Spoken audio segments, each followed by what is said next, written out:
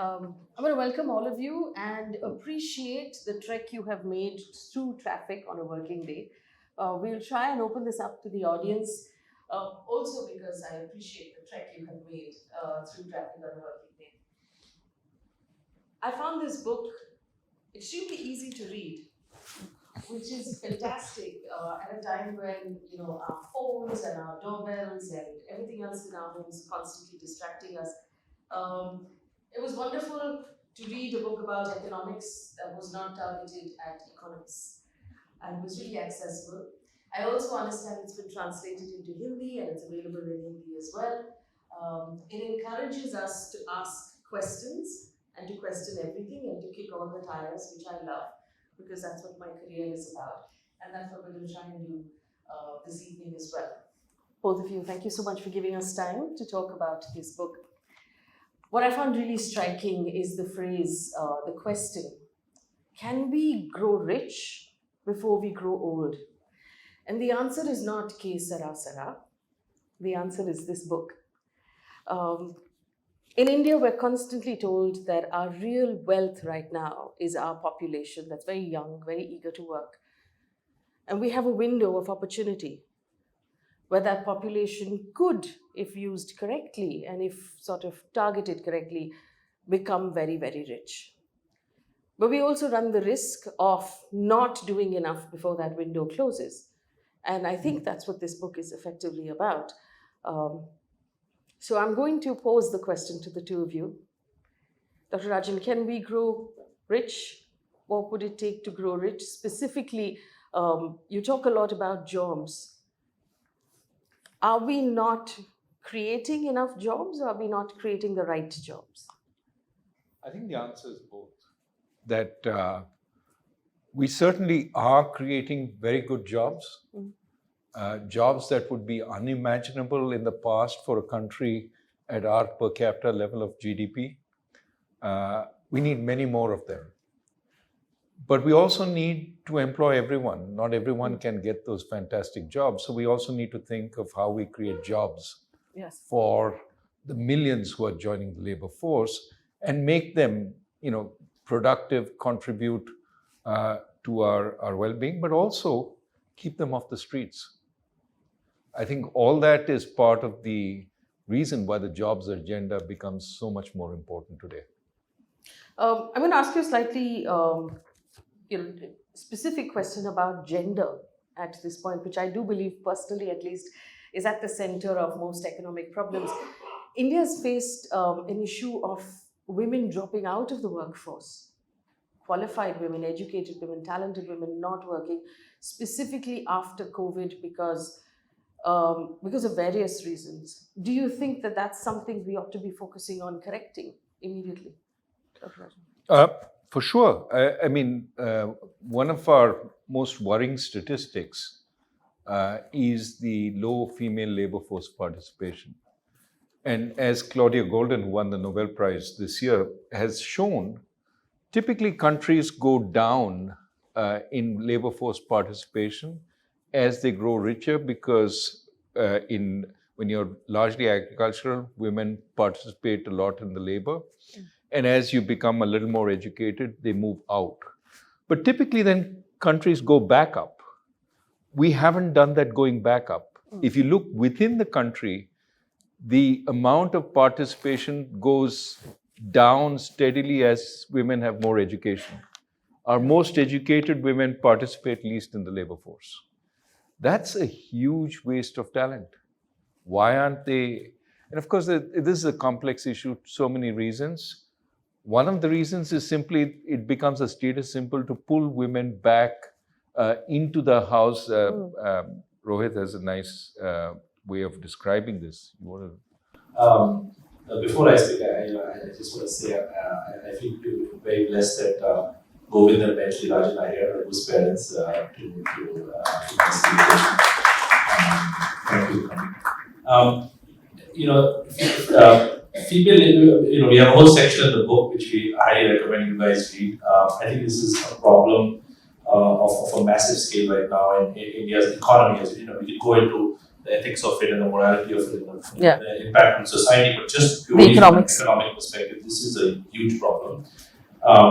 We have this prominent, we were discussing this problem with prominent Dalit writer Chandramukhi Prasadji. Chandramukhi Prasadji, he has this sort of firebrand way of talking, and he said, तुम लोग सब Ivy League school में बैठ के ज्ञान देते रहते हो कि women labor force participation कम हो रहा है. Come to my village. My people in my village are so proud that our women don't have to work at the Thakur's house anymore. This is the part, you have to understand, this is the part where the thing comes down. So there's very good evidence that when you get a little bit money, you because of cultural norms, it's not even cultural, it's true in large parts of the world, people pull women back from work back to the house. It comes up. It comes up through a variety of institutional reasons and cultural reasons, both supply and demand factors. So typically, when you are at low levels of per capita income, a lot of the work is happening is homemade. Like women are working on industries attached in and around home. When the economy starts growing a bit more, for example, women have to travel. If you want to work in factories, you have to go outside the house to someone. So safety becomes a big issue. Are we doing enough for safety? Is accessibility easy? Are jobs, enough jobs available for women? And here also the quality and the quantity of growth starts matching. So what I mean by quality is that we're doing very poorly in generating the kind of growth that is attractive for employment of women. So there's clearly documented evidence that all over the world, especially how East Asian countries grew, there's certain industries that employ women in large numbers. Textiles, leather, apparel. And because of our own policies, actually, we have not been able to occupy the space that China is vacating. Bangladesh is occupying it in large numbers. That's why Bangladesh has higher women labor force participation. So there are a host of factors. We discussed at least some of them in the book. And we completely agree with you that this is something that is not at all talked about enough. We do talk about women a lot, mostly in terms of voters now, which is good, like, in the sense that they're actively voting. Politicians are trying to woo women for their vote. But I think this discussion needs to kind of move away from viewing. What we need to do most of all is really think about the higher end also. Yes. Which is not being brought back into the labor force. So how do we get the higher end women? Women in science and technology, where data shows that women in India are, participating in higher education in STEM, but falling out of the workforce because it's just not policy friendly for women. And last year, the number of females per 100 males in colleges went above 1:1 ratio. Yes. So you have more women now going to college. I mean, obviously, if you classify them by majors, it's very different. But they're and performing well. And why aren't we using them? Yes, and why aren't we using them? And that sort of leans into my next question of brain versus brawn, which you deal with quite heavily in the book. The idea that in order for India to do well, we need to sort of beat China at manufacturing, which you debunk in the book, saying that's not necessarily the route to take. And there's a very interesting example of the value of a company that manufactures vis-a-vis the value of the company that ideates, designs, and provides service, which is the route you believe we should be taking. Right. I mean, so a clear way of seeing this is if you look at a global supply chain, right from the beginning to the end, beginning is when the product is designed, R&D goes into the product, patents, etc., right to the point where it hits the consumer via marketing, finance, and even content. Well, if you look at the value added along the way, it's what looks like a smile. So on the x-axis, the various parts of the supply chain from beginning to end. On the y-axis, how much value is added. And a lot of value is added by intellectual property, by the creativity, by the design, all the stuff that happens in a place like this. And then you go down logistics, down to the actual manufacturing. Yes. This is the most competitive part of the supply chain where you have workers from China competing with Vietnam, competing with Bangladesh, competing with India. It has been priced down to that level. And then it starts climbing up again as you get more to creative marketing, advertising, content. So think of the iPhone. Yeah. The iPhone is a manufactured product in your hands. Apple owns the R&D, the design. As Rohit keeps saying, it's designed in California. It's not made in California. It's made in Taiwan, made in China. But Apple's value is $3 trillion. Foxconn's value, Foxconn has been making most of Apple's stuff since 2004. Foxconn's value is 50 billion. Apple is worth 60 times Foxconn. Manufacturing is no longer where the value added is. It's the ideas, the creativity, the services. And so the question that we are posing is, can't we go directly and capture that? Aren't we doing a lot of that already? Do we have to start at the bottom and work our way up to the top like everybody else did? Or can we just go to the top directly and also do some of the stuff at the bottom? As we said, we need jobs at all levels. But we already have, for example, we talk about chip design, 20% of chip design is done in India. Do we have to capture manufacturing in chips in order to do the chip design? And manufacturing is so costly to do. But one counter argument to that is that manufacturing could create a large number of organized jobs, that could absorb a lot of the extra the workforce coming out of agriculture that agriculture can no longer support. It could if we are competitive. But we're not. That's why we subsidize all that. And then the question is the subsidy greater than the number of jobs we're getting? How much will it cost to subsidize manufacturing to get it done? Now, today, we have companies desperately looking for high-quality talent in India without subsidies. These are the global capability centers, for example. Minister from Tamil Nadu told us 10,000 jobs a month is what he's seeing from these companies going into Tamil Nadu looking for these kinds of workers. So in a sense, there are places we are already competitive at, already successful at. Why not create more workers like that? That's one.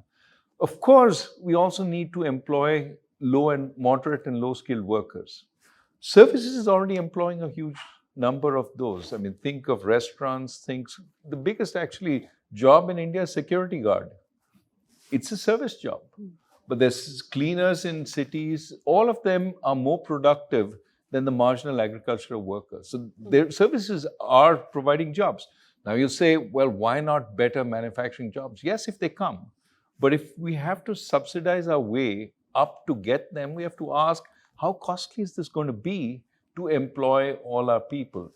The employment in manufacturing has been really stagnant as a fraction of the total employment since about 1980. What's absorbed the people leaving from agriculture is services.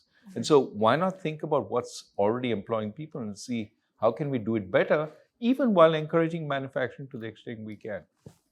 You tell a great story about iDee idli batter. It's a product most of us are now familiar with. And you tell a story about the entrepreneur that came up with it. If you wouldn't mind sharing that story again, because it's very telling.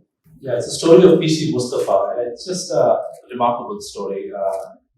He fails in math in class 6. He's the son of a laborer who picks ginger in a farm and puts it on a bullock cart or a cart for it to be taken away. And then he goes, once he kind of fails out of school, he goes to the farm to help his father. And his future basically starts looking like he's also going to be a laborer in the district of Wayanad in Kerala. And then he has a teacher, which Matthew sir, he himself fondly calls him Matthew sir. And Matthew sir comes to the field one day and says, hey, you really want to do this all your life? He said, but I failed. He said, don't worry, come back and try again. And so he goes back and, he's kind of about jokes of his classmates.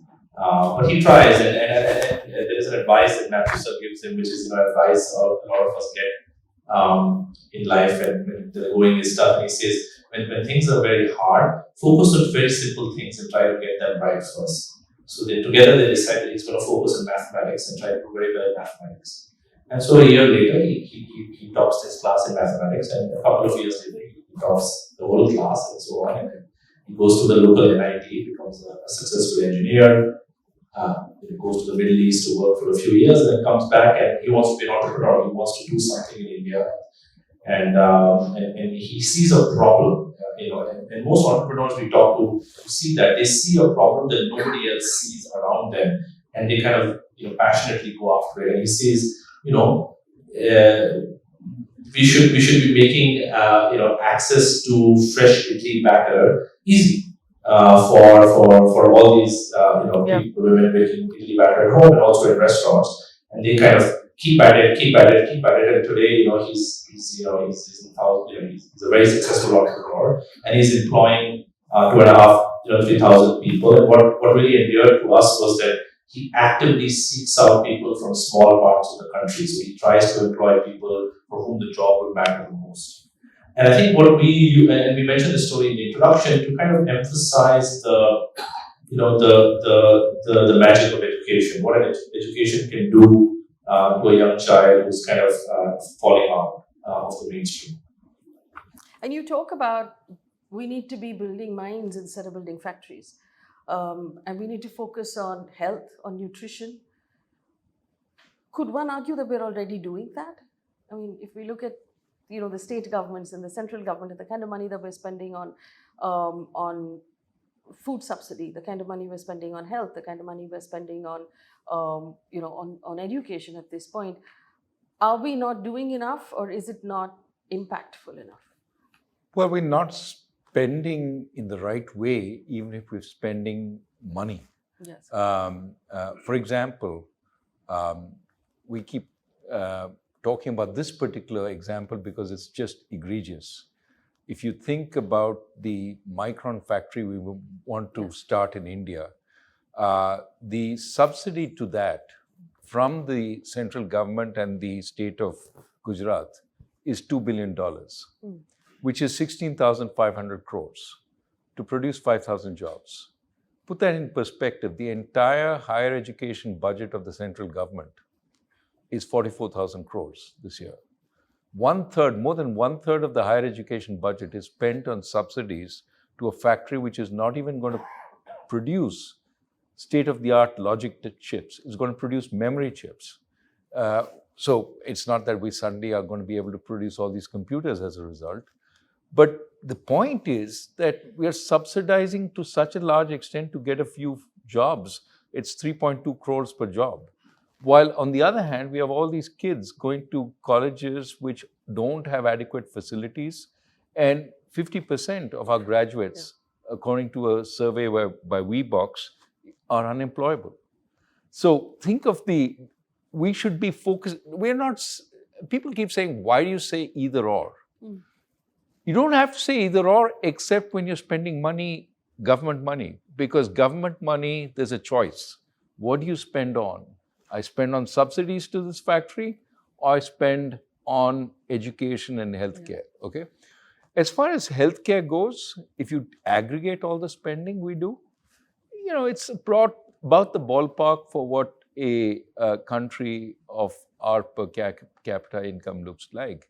The problem is much of it is spent very poorly, and is private spending, which is also it's not that we have it directed in a very good way. It's haphazard. The whole health system tends to be, I try this doctor, I don't like them, I go to somebody else. And for the poor, it's even harder to navigate that system. There has to be a better architecture for this. Similarly with schools, right? We spend a fair amount of money on teacher salaries, etc. But the facilities in many government schools are so bad that your poor people pay money to send their kids to private schools. And the worse govern the state, the more this happens. In fact, one of the big effects of the pandemic was it hit a lot of poor people, so they put their kids back in government school. This is the last resort. When I don't have the money, I put them back in the government school.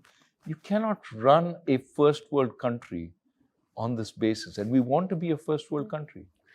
I think for me personally, a statistic that really jars is the number of suicides India records among students in the 11th and the 12th grade who are studying to take entrance examinations. Quota specifically. Now we're calling them in the media quota suicides, like this is something normal that we can talk about, and it's just become part of our fabric. I mean, for me, this just cries out for more colleges. That kind of competition, that kind of pressure on a 16-year-old is not normal, and we should not be okay with it. And the fact that we're not reading this as a mental health issue and an issue where we're desperately crying out for more investment in higher education. I mean, just the last year, 7.5 lakh students from India went abroad. Yeah. Sort of just putting it, just the context of the scarcity of available avenues for higher education for the kind of country that we are kind of burgeoning towards, the youth glut or the demographic dividend that we like to call it. There's simply not enough avenues for learning for our students, and it's not just for college admissions. What you're describing continues to happen. For example, even after college, when a large number of our students sit for these government job exams, right? There are like 800 jobs, and lakhs of students are taking the UPSC exam or the state services exam. This is also a failure of job generation. That a youth who's even going through college, the best aspiration, these are very good jobs, but for so many of people to keep taking these exams 2 years, 3 years, 4 years in a row and being unsuccessful, this is also taking a toll on their mental health. So are these the kind of workers, labor force, entrepreneurs we want to train? Because from a very early age, it's told to them that the best job you can get is a government job, primarily because of the stability that it offers. So what is the solution then? How do you make, how do we build an innovative mind? How do you build an entrepreneur? Well, look, I mean, it's not going to happen overnight, but we have lots of examples of success stories in the book of places that can make a difference. So let me give you an example, since that's the best way to communicate. How do you build a good school quickly? I mean, you have fantastic schools in Mumbai, Bombay Scottish, Cathedral, etc. They take a long time to establish, huge value of culture, reputation, teachers are dedicated, etc., etc. How do you do that overnight, right? Tough problem. Well, one of the examples in our book is of Orchids International, which is a attempt to create a high-quality school quickly. How did they do it? They basically, over a couple of years, wrote out 35,000 lesson plans. For each subject in each class, here's the lesson plan. And first part of class, you present this video. Second class, you have this quiz. Third part, you give this lecture based on these. And everything fine-tuned. They basically said attention span for videos is 3 minutes. Videos cannot be longer. It's fine-tuned. It's constantly redone based on experience. Did they learn? Did they not learn? Constant testing to see how much the kids learned in class. It's experimentation magnified many times, but in an attempt to get good outcomes. And it's scaled because for teachers, you don't need a genius teacher. You need a reasonably good teacher, one who can essentially take the material and deliver it. And so what you've done is created 90% of Cathedral, or 90%. Teachers don't have a lot of autonomy, right? Teachers resent that typically, but they have lesson plans on which they can base their lessons and deliver a pretty good lecture at the end of it. And so to some extent, the student benefits tremendously, but it's not just 1,000 students in Cathedral, it's 65, 70, 80,000 students who are in schools like this. So the question, I mean, this is one example, and I'm not saying this, but studies of this kind of scripted learning say they magnify the learning tremendously. We have the ability to do all this. Often we say the problem is resources. Right. Problem is not necessarily resources. We need to spend it well. We have limited resources. But think, for example, when you're sending 7.5 lakh students out every year because you don't have the colleges for them, Even if you put $10,000 per student, and undergrad education abroad is closing on $1 lakh per year, but let's say it's only $10,000.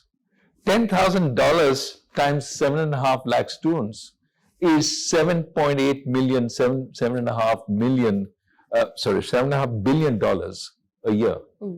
If we invested that $7.5 billion a year in import substitution, which means creating high quality colleges, Yes. we would keep those students and give them a high quality education. And not only would we keep them, they would stay in India, maybe go outside for a PhD, come back, but those minds would contribute to our growth and well-being. Today, we just export the best minds and they don't come back. They don't come. Research has told us that how well a child is fed from ages 0 to 5 determines their development through their life. India is home to the largest number of hungry children in the world. We have more malnourished, undernourished children than anyone else in the world. Of course, these are numbers and ratings and statistics that our government routinely dismisses as, not reliable. But if we don't feed our children under the age of 5, it doesn't matter what opportunity we make available to them as adults, they will not be able to compete with the rest of the world. I mean, we're talking about becoming rich as a country. Is it important to just stop and say, can we get some food into the bellies of our hungry children? You hit the nail on the head. What are our priorities? Even if we say the priority is to become a reasonably rich country by 2047, Amrit Kal, how do we get there when, as you just put it, 35% of children today suffer from malnutrition, which means their brains are stunted, their health suffers over time, they don't grow to their full size. 35% of our workforce, 24 years from now, which is 2047, is going to be those kids for today. Yeah. How can you be a developed country when 35% of your workforce can't cut it? Yeah. It's simple, just thinking about here to there. And that means we have to, in favorite government parlance in India, go into mission mode to end malnutrition and stop saying that, oh, Indian kids are more stunted, this is something about Indians. Well, it turns out they're not stunted in the UK, right? The same Indian kids, when they go to the UK, are on par with all other kids from other countries. So it's something to do with India itself. Bangladeshi kids compared to Indian kids, we're the same sort of gene pool, but they're doing fine. We're not. So kids in Kerala, only 6% malnutrition. Some kids in places like Bihar and Jharkhand, we're worse statistics than sub-Saharan Africa, right? So we have to do better. But the point we're trying to make is, if you focus on the fundamentals, health, education, a strong liberal environment for and entrepreneurship, everything else will follow. We don't need to go back to the 60s and 70s where government constantly has to intervene in things it doesn't have a business intervening in, but instead let it intervene on the things it should do. When you say the government doesn't have a business intervening in some things, what are those things? Picking winners and losers. Okay. You industry, we're going to protect you, we're going to put tariffs, and we're going to subsidize, some companies here to become bigger and champions. That industry, we don't need you that much. We're going to de-emphasize it. We're not going to give you any subsidies. That kind of thing is now back in vogue across the world. We, as a country which experimented with it and know it doesn't work, should be last in going back to it. I'll give you an example. Again, it sounds like obviously we're picking examples just to show how extreme they are. What's our strongest success in the last few years, 20 years? It's the software industry. Hugely successful. Okay? What we want to do is, oh no, let's not worry about that. That has its own legs. Let's bring computer manufacturing to India. So what we're going to do is put licensing on computers. Yes. If you want computers, you need to go to a bureaucrat and say, I want so many computers. Or you buy whatever is licensed to be produced in India. How retrograde is this? I mean, Narayan Murthy writes has spoken about this often, but how he had to go to Delhi to stand in line to wait for the computers that Infosys needed in its early days. Why are we hamstringing one of our most important industries by limiting access to a really important input? Do we really need to assemble computers in India? Right? Why not just allow the free import? Well, if you're worried about too much dependence on a particular country, you can shape that. But why go back to the license permit Raj on computers, when in fact so many vibrant new industries are dependent? Are you going to have a bureaucrat? Narayan Murthy describes how, bureaucrat asked him, what are you going to do with a computer? Why do you need this powerful a computer? Are we going to go back to those kinds of questions? If you want an H100 computer with an H100 AI chip, do you have to explain why I need to do AI and what I'm going to do AI? I mean, we need to go forward rather than backwards. The very interesting idea that in order to build innovators, in order to build sort of disruptors, we need to encourage asking of questions. We need to encourage, dissent. We need to encourage, a more open, democratic society. And the book says very clearly that this would be a terrible time for India to sort of go back on our ability to question, to protest, to dissent. We could have many conversations about the things that are going wrong right now. And I want you to just elaborate on what you feel we're doing wrong and what we should do differently. Well, look, I think if we want to say we're moving forward, and we do desire to become a developed country as soon as possible, we have to recognize the way forward is the way of ideas, the way of creativity, occupying that high end of the smile curve, which is innovation, intellectual property. We can get there, but what does it take to get there? It takes good universities, it takes some spending, research spending, etc. But it also takes a spirit of inquiry, a spirit which challenges. And you can see through history, the places which have been more democratic, free, open, where you can challenge, counter-challenge, are the places which have been more successful in generating intellectual property. They also attract scholars. Scholars come to places where they can speak freely, where they can debate with each other, where they don't have to worry about hurting each other's sentiment. They actually can, have vigorous debate. And it used to be the free cities in Europe. Then it moved to the United States as the place of the free. A lot of scholars moved from Europe.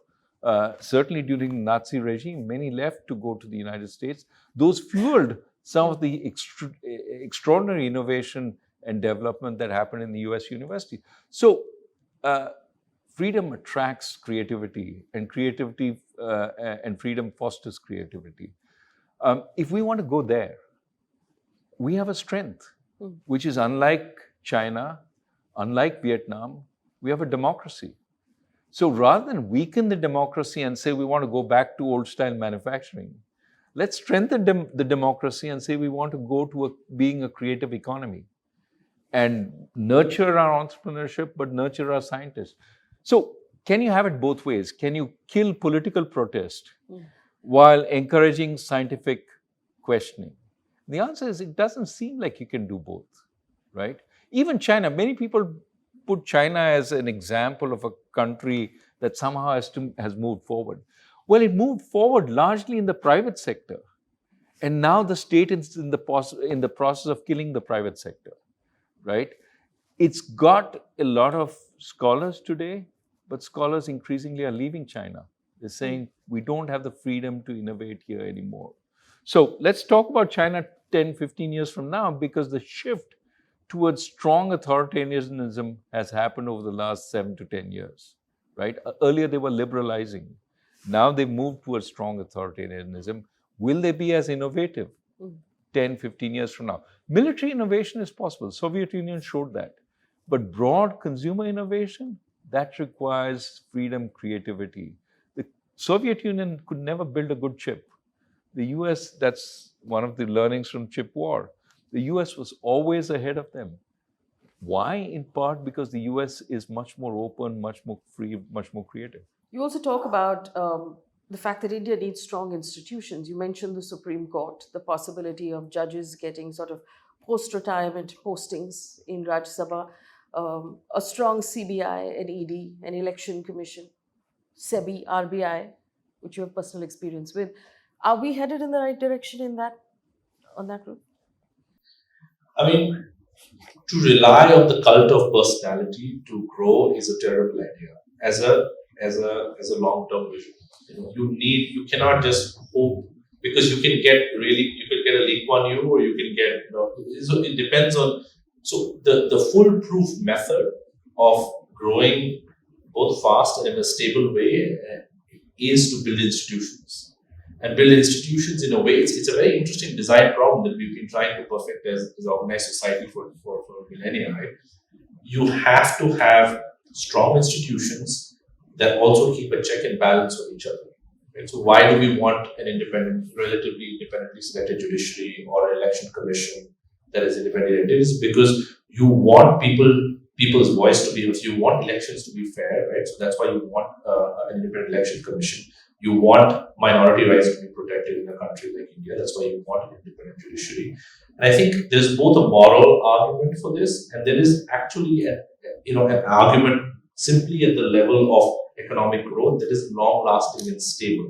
So when Raghu is saying that the US was kind of almost paranoid, when USSR comes up, then Japan comes up, and Korea comes up, and China comes up. There's a challenge to it every time, and it's able to kind of deal with that challenge, because if there is any issue, if there is a cult of personality kind of image, there is a check and balance that reins it in. But one could argue that India is currently overtaking UK in terms of the size of our economy. We're going to be leaders of the world. We're leaders of the global south. So perhaps the way we're doing things right now is the right way. Before Raghu takes it, there's a term that I quite like called Vishwaguru, right? So what does it translate into? It translates into some kind of somebody who's giving ideas to the world. I'm a very proud Indian. I wear my Indianness on my sleeve. But if you look at it factually, we are a net importer of ideas right now. Nothing is taking away the spiritual greatness that we have had in the past, but as of today, so we will be a Vishwaguru, we can be a Vishwaguru in the sense that we are a net exporter of ideas to the world, whether it's literature, whether it's art, whether it's economic ideas, and so on.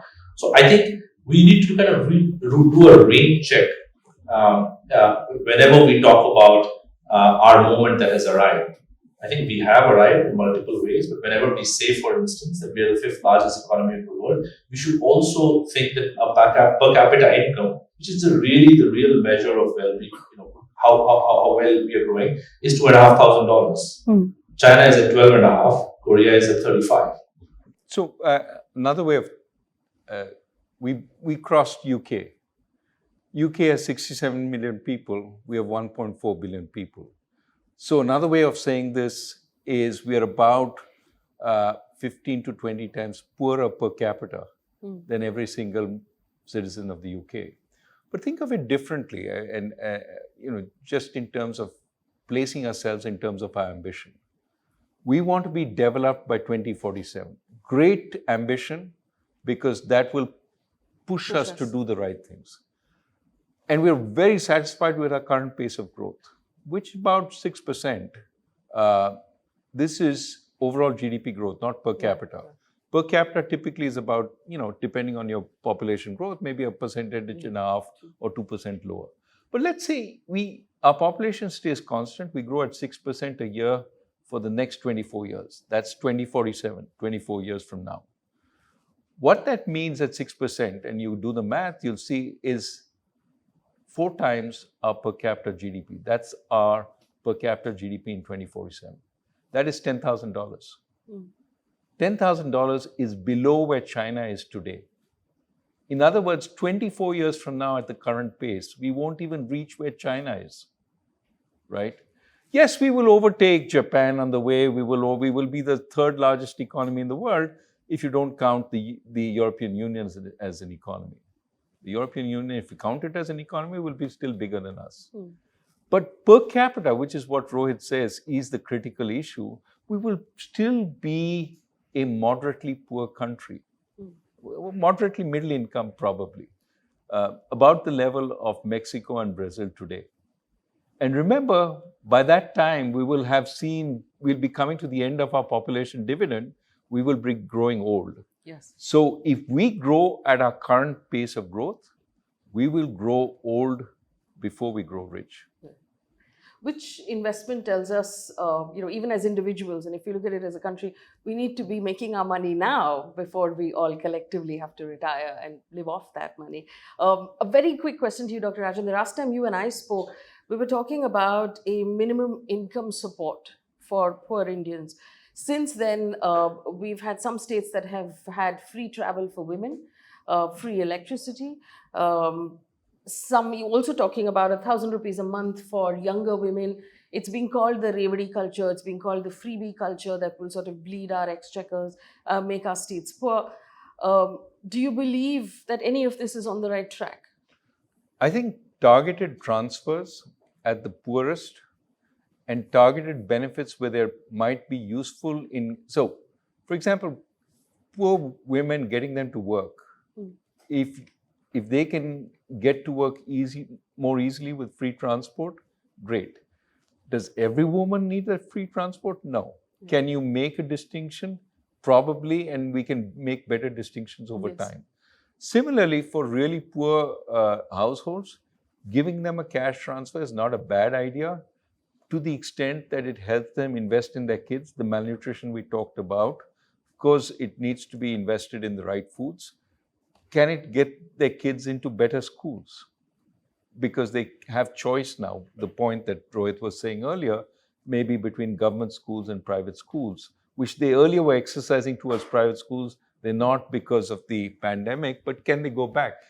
I think a little bit of a targeted transfer at the poorest is not a bad investment for the country, because the poorest get more empowered, they have more choice. But across the board, transfer for this, transfer for that, a free mixie, a free that.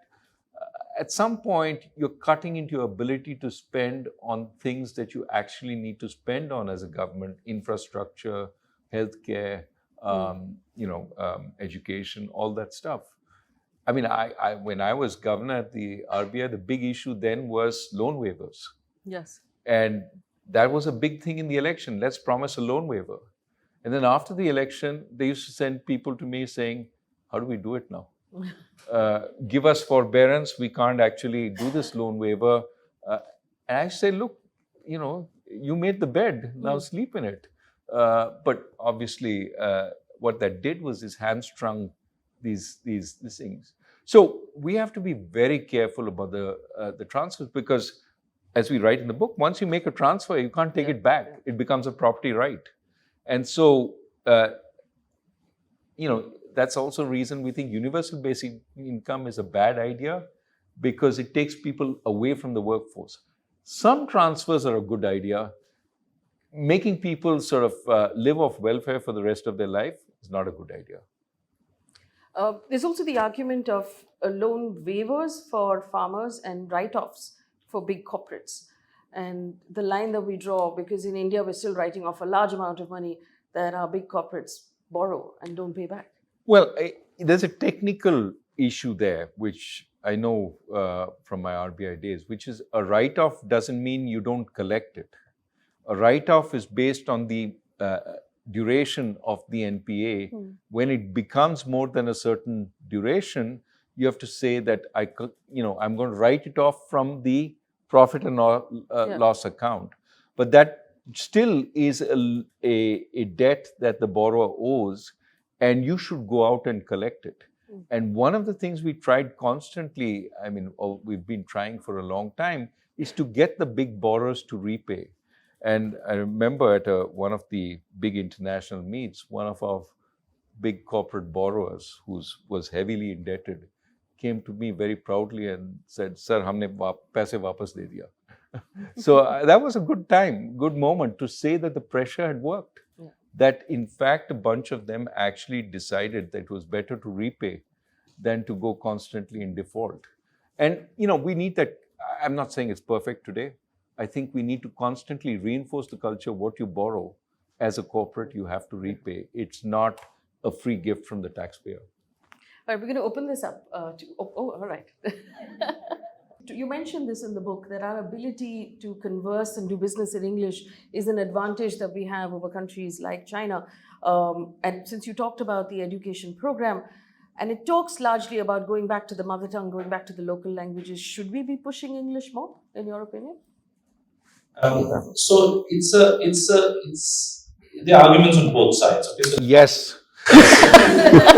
so we should be pushing English more. I was going to say that Rohit likes to be a professor. this is the problem. When you start doing policy, you're more emphatic than. Here is an interesting statistic, right? 58% in last data we saw of all web pages in the world are in English, right? So if we think that and AI training data sets are trained on existing, right? So there is already a huge, you can see like the jobs of the future, there's a huge advantage to us knowing English well.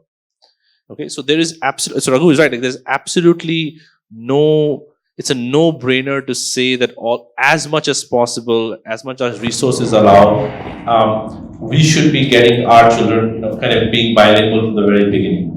The one I said, there are on both sides was, I'm very sympathetic to your view that that somehow, for a variety of reasons that will take us too long, in a certain kind of knowledge is being imparted in English more than in local language. So the reason cannot be that you stop English. The reason has to be the mechanism cannot be that you stop English. The mechanism has to be that you have to bring up other languages and knowledge generation in other languages. When we were reading the Hindi, for example, we have a Hindi translation of the book. I definitely felt that there's certain terminologies, there's certain concepts that have developed in English and have developed colloquially, where the Hindi concepts have not developed in the same way. Just to give you an example, when we talk about structural transformation, we say agriculture, manufacturing, and services. And so when I was going through the Hindi translation, we have a fantastic Hindi translator, these are the norms, it was translated as seva. And somehow seva doesn't really capture what services means when we talk about it in English, right? So maybe it's not communicated well enough to the person who's trying to absorb that knowledge in Hindi. Just giving you an example. So our goal must be to impart this bilingually and bring up the other languages in terms of knowledge. Just very quickly, poor people, or even middle class, actually show their preference for English. Poor people, as I said, why they prefer private school is because it teaches English. The entrepreneur we talked to, who's the Orchid International, he says, how do I start my school on the cheap? I buy the buildings from vernacular schools which have to close down because they don't have students. So clearly, people are voting with their feet. Some of our politicians don't seem to get this. On the flip side, obviously, it's a matter of pride to be able to speak in your mother tongue, to able to converse. And it's very important to that intellectual dialogue also continue.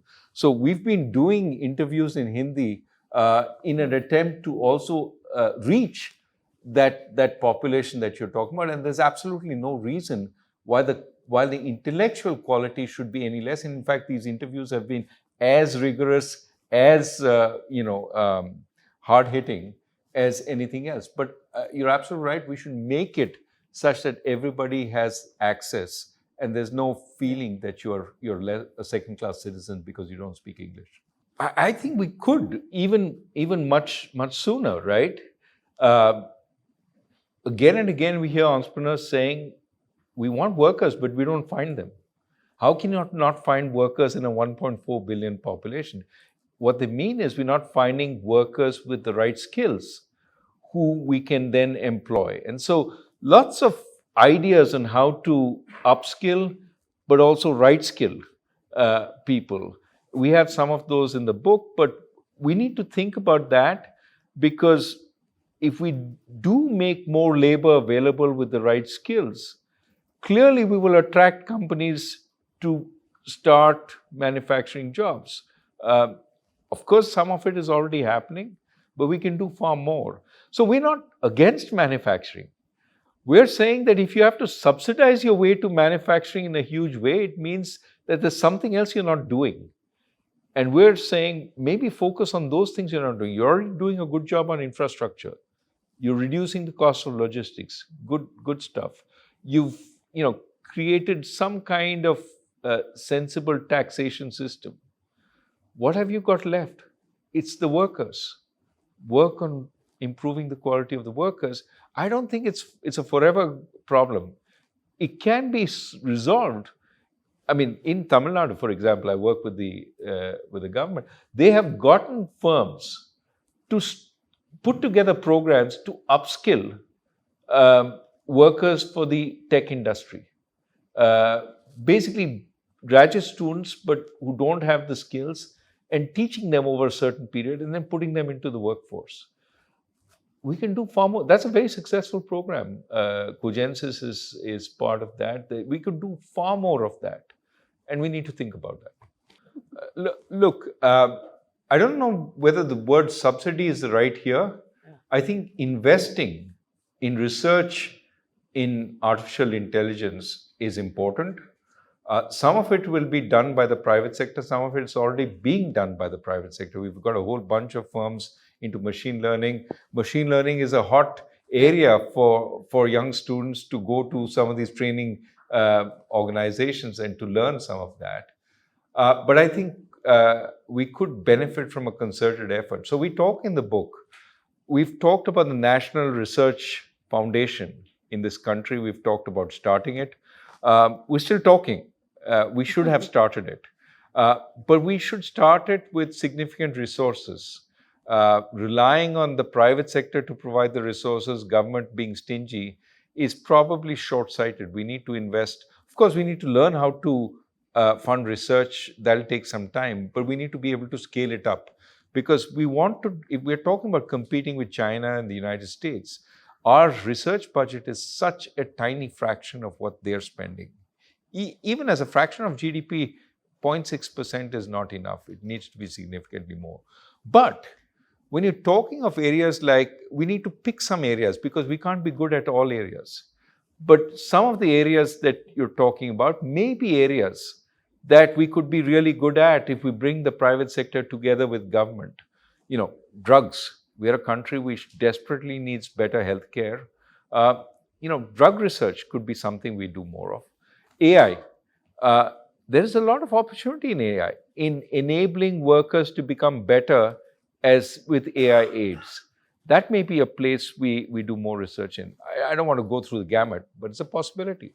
There's only the university, one of the universities that sometimes features in the top rankings from India is the Indian Institute of Science. We have this anecdote in the book where, which we really like, is Jamshedji Tata and Swami Vivekananda were on the same ship from Japan to Chicago, right? Yeah, so it's when he was going for his famous lectures, and Jamshedji actually talks to him about his vision and about how people's spiritual energies should just not be invested in in the path that he's on, but also into creating knowledge and research. And they have a long chat with each other about how this can take the form of a university.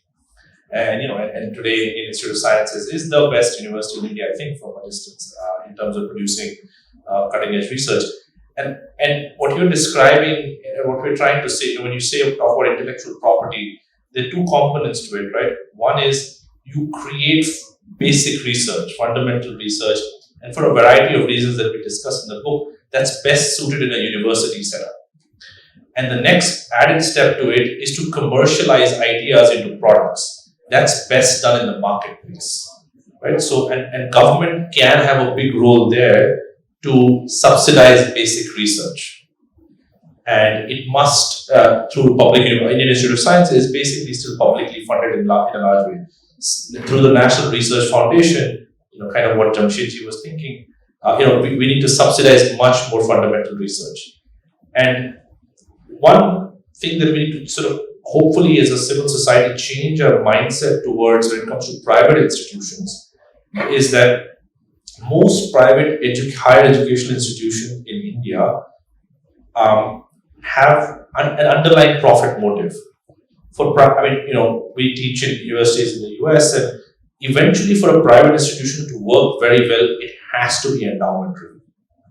It cannot be owned by one family, or ideally it should not be. It has to be endowment driven with a mission to create knowledge. It's a tough question. I don't think we were asked this anywhere. So I have to think about parameters. We're halfway. I mean, full way, what is full way? Full way is that so-called Amrit. But is that developed? Is that a $50,000 per capita economy, or is that? Yeah, whatever. If we say that we would be an advanced economy or a developed economy. Okay, so you're saying 40,000. Let's say Korea. Okay, that's even a steep ambition. What are we halfway there on? It may be non-linear. That's all I can say. That you establish the base, and then it can take off, right? So today we have, a couple of Nobel laureates who came from the Indian system: Venki Ramakrishnan, Abhijit Banerjee, people like that. It may be that once you reach a certain level, it sort of takes off and you produce many more. As we say in the book, given our population size, we should have every sixth Nobel laureate. So if we are an advanced country, that would be true with our population. It'll take us some time to get there. Gold medals in Olympics. We just won our first athletics gold medal. But I think it may be nonlinear in that once you see that people can do it, then many more people get the josh and you do it much more frequently. So the second half would be much more. That's what I'm saying. Hopefully. Because that's the way we get to that Amrit Kal, if we can make it exponential. But in a sense, what we're saying is the old style of growth also, even the tremendously fast pace of Chinese growth, we need to be even faster than that to get to Amrit Kal. So we need to think of a different way of growth than the old way. Fortunately, technology and global change has made it possible. So the penetration of mobile, telephones, direct benefit transfer, digital banking, we're sort of better off than most. That's a great point. UPI. The Fed just in 2023 introduced UPI into the United States. We introduced it in 2016. I inaugurated it. We've unfortunately run out of time. I want to thank the two of you for spending so much time with us and answering all of those questions. I want to thank the audience for being so patient. Thank you.